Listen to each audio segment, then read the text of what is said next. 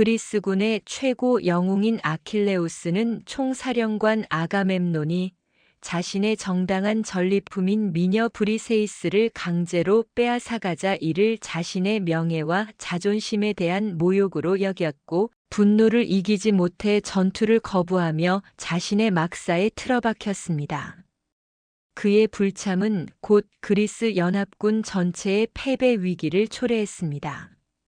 아킬레우스가 빠진 전장은 트로이의 영웅 헥토르에게 완전히 압도당했고 그리스 함선들은 성벽 아래에서 불타기 시작했으면 패배의 그림자가 짙게 드리워지고 있었습니다. 그리스군은 절망적인 상황에 놓였고 아킬레우스의 분노가 곧 모두의 파멸이 될 위기에 처했습니다. 아킬레우스가 막사에 틀어박혀 침묵을 지키는 동안 그의 가장 가까운 친구이자 영혼의 동반자인 파트로클로스는 전장의 참혹한 현실을 매일 목격하고 있었습니다. 파트로클로스는 아킬레우스와 함께 소년 시절부터 켄타우로스 케이론에게 무술을 배웠고 트로이까지 함께 온 아킬레우스에게는 전우 이상의 존재였습니다. 그는 단순한 친구가 아니라 아킬레우스의 격렬한 분노와 오만을 진정시키는 유일한 인간적인 닻이었습니다. 파트로클로스는 그리스 병사들이 트로이군에게 밀려 잔인하게 죽어가는 모습을 더 이상 외면할 수 없었습니다. 그는 아킬레우스의 발치에 무릎을 꿇고 간절하게 애원했습니다. 아킬레우스여, 그대의 분노가 도를 넘었습니다. 그대의 부재로 인해 우리 형제들이 죽어가고 있습니다. 명예를 위해 목숨을 바치러 온 자들이 무의미하게 죽어가고 있습니다. 그대가 전투를 거부하겠다면 제발 그대의 갑옷이라도 제게 빌려주십시오. 제가 그대의 갑옷을 입고 전장에 나선다면 트로이군은 그대를 보고 두려움에 질려 잠시라도 물러설 것입니다. 제가 병사들에게 다시 싸울 용기를 줄 수 있도록 제발 허락해 주십시오. 이 간청을 들은 아킬레우스는 복잡한 감정에 휩싸였습니다. 그는 여전히 아가멤논에게 깊은 분노를 느끼고 있었지만 친구의 간절함과 그리스군의 처참한 상황을 외면할 수도 없었습니다. 아킬레우스는 자신의 전투복을 빌려주는 것을 운명과의 타협이라고 여겼습니다. 그는 파트로클로스에게 단 하나의 조건을 걸었습니다. 파트로클로스, 그대는 트로이군이 물러나서 우리 함선에 붙은 불을 끄는 것까지만 싸워야 합니다. 절대 성벽 가까이 추격하지 마십시오. 명예는 나의 몫입니다. 그대가 너무 큰 명예를 얻는 것을 신들은 용납하지 않을 것입니다. 파트로클로스는 기쁨과 결의에 찬 눈빛으로 아킬레우스의 찬란한 갑옷을 걸쳤습니다. 그의 투구 아래 가려진 얼굴은 비록 파트로클로스였지만 그가 뿜어내는 아킬레우스의 기운은 트로이 진영에 즉각적인 공포를 불러일으켰습니다. 그리스군은 죽음 직전의 절망 속에서 아킬레우스가 복귀했다는 착각에 환호했고 그들의 사기는 하늘을 찔렀습니다. 트로이군은 패닉에 빠져 후퇴하기 시작했습니다. 파트로클로스는 그들을 무섭게 몰아붙여 그리스 함대를 불태우던 불길을 진압하는 데 성공했습니다. 그는 그리스군을 구원한 영웅이었습니다. 여기서 멈췄어야 했습니다. 그러나 전투의 열기와 파트로클로스 자신의 영웅심은 아킬레우스와의 약속을 잊게 만들었습니다.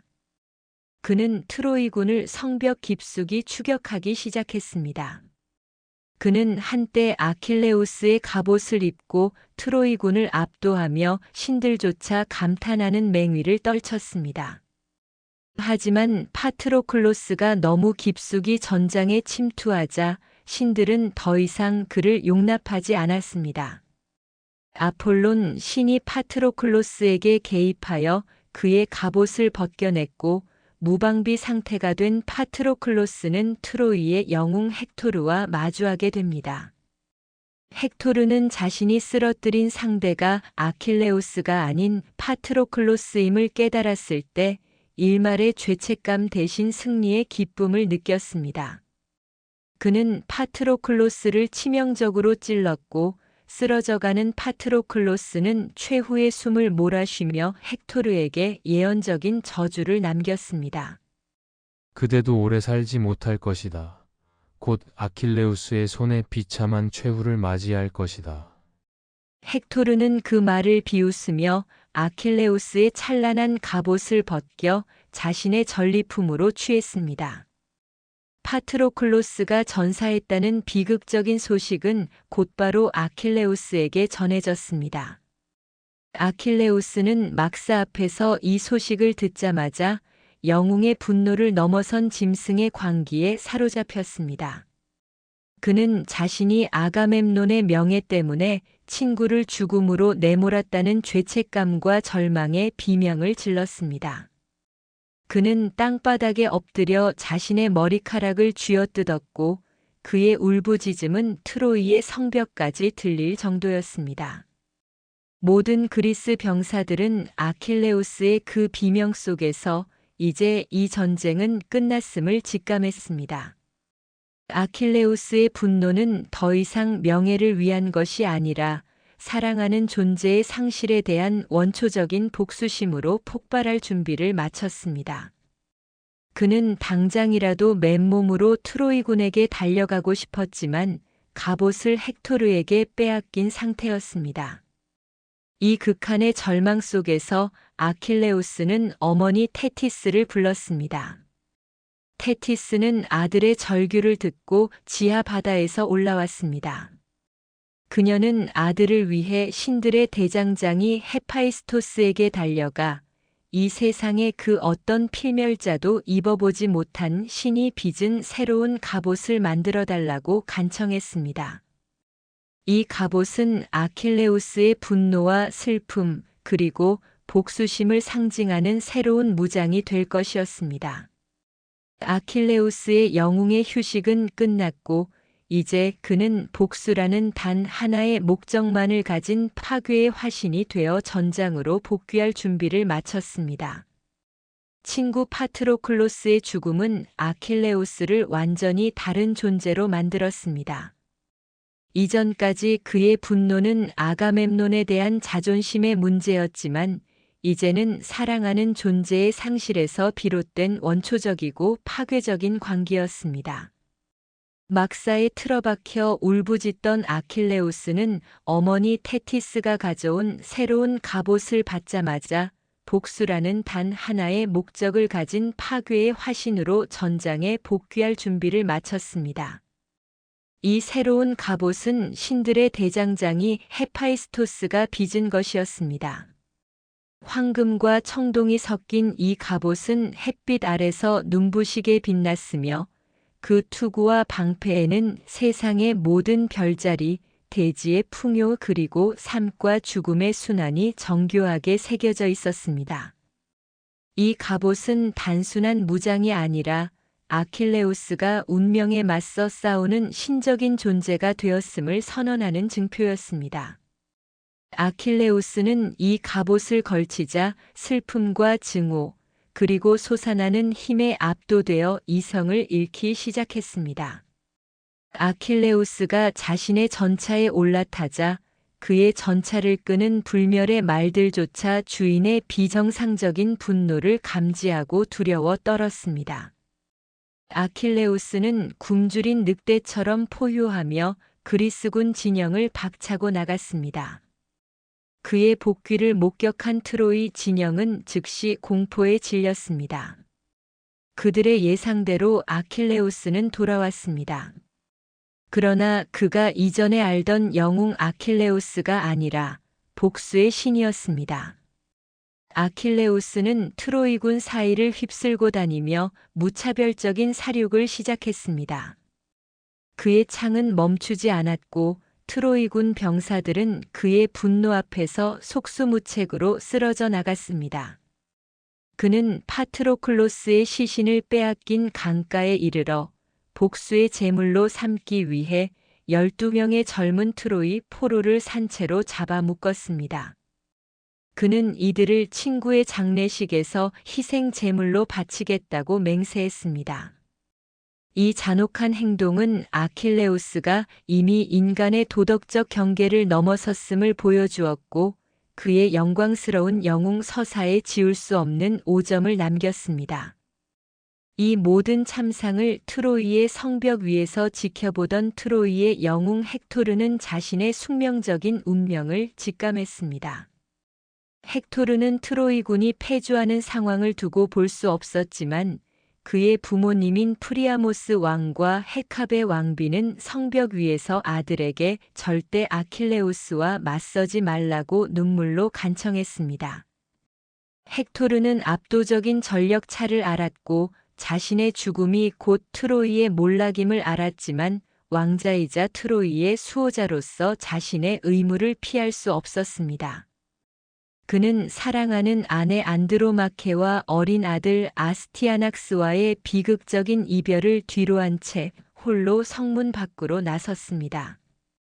헥토르가 성문 밖에서 아킬레우스를 기다리고 있을 때 복수에 미친 아킬레우스가 마침내 평원에 당도했습니다. 두 영웅이 마주 선 순간 전장의 모든 소리가 멈춘 듯한 긴장감이 감돌았습니다. 헥토르는 마지막으로 합리적인 제안을 했습니다.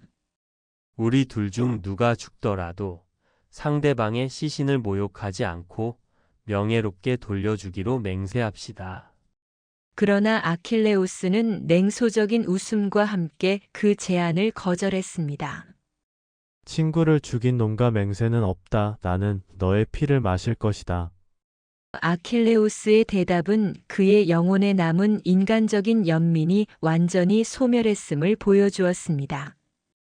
헥토르는 아킬레우스의 광기에 압도되어 잠시 도망치기 시작했습니다. 그는 자신의 운명에 맞서 싸우려 했지만 아킬레우스의 신적인 기세 앞에서 본능적으로 생존을 택했습니다. 두 영웅은 트로이의 높은 성벽 주위를 3바퀴나 돌며 필사적인 추격전을 벌였는데 이는 트로이 전쟁 전체를 통틀어 가장 상징적인 장면이었습니다. 성벽 위에서 프리아모스 왕과 왕비 그리고 트로이 시민들은 숨을 죽이고 이 절망적인 추격전을 지켜보았습니다. 결국 운명은 헥토르에게 유리하지 않았습니다. 헥토르는 아테나 신의 교묘한 속임수에 넘어가 아킬레우스와 맞서 싸우기로 결심했습니다. 두 영웅의 창이 부딪혔고 치열한 1대1 대결이 펼쳐졌습니다. 헥토르는 용맹하게 싸웠지만 신이 빚은 갑옷을 입은 반신 아킬레우스를 당해낼 수 없었습니다. 아킬레우스는 파트로클로스의 갑옷을 입고 있는 헥토르의 목을 정확히 꿰뚫었고 헥토르는 그 자리에서 피를 토하며 쓰러졌습니다. 헥토르는 쓰러져가는 마지막 순간에도 아킬레우스에게 애원했습니다. 부탁이니 나의 시신을 트로이로 돌려보내 주십시오. 가족들이 장례를 치를 수 있도록 해 주십시오. 그러나 복수심에 미쳐버린 아킬레우스는 그 간청마저 거부했습니다. 내가 죽인 내 친구 파트로클로스에 대한 폭수가 끝나지 않았다. 아킬레우스는 헥토르의 시신을 창에 묻고 자신의 전차에 매달아 흙먼지를 뒤집어 쓰게 한 채 트로이 성벽 주위를 맴돌며 시신을 능욕했습니다. 이 잔인한 행위는 그리스 신화에서도 유래를 찾기 힘든 끔찍한 모독이었습니다. 트로이 시민들은 성벽 위에서 자신들의 영웅이 처참하게 능욕당하는 모습을 보고 절규했습니다. 아킬레우스는 승리했지만 그의 승리는 영웅의 영광이 아니라 광기에 휩싸인 복수자의 처참한 타락을 보여주는 비극적인 승리였습니다.